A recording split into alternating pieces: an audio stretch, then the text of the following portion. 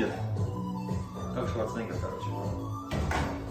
Наш ремонт практически завершен. Сейчас будем собирать. Вот эти салазки были не в порядке. Мы их сточили и отремонтировали. Выровняли люфт. Вот. Проблемы еще также были в каналах. Вот в этих каналах. Эти салазки, доходя до самого конца, начинали трещать, соприкасаясь вот с этими. Посмотри, вот покажу вот именно вот эту часть. Вот эти две части, когда соприкасаются в самом конце, они начинали трещать. Здесь проблема с каналами.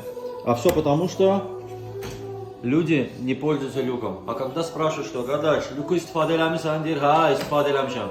Bir il bundan qabaq bir dəfə qoşmuşam. Luku istifadə eləmək lazımdır. Luk varsa istifadə eləmək lazımdır. Luku istifadə eləmirsənsə, luk xarab olur. Bilin bunu, ay millət, bilin. Люк işləmədi, gicliyir. Сейчас будем собирать и будем проверять. Итак, короче, выехали на тест-драйв. Как слышите, больше панорама не шумит. Все по кайфу, короче. Вот я еду по кочкам. Вообще никакого шума больше нету. От себя добавлю, что если в панораме есть какие-то звуки посторонние, надо сразу их решать, потому что завтра одна проблема превращается в две, потом в три и так далее. И ремонт обходится довольно-таки дорого. Берегите себя. Всем пока.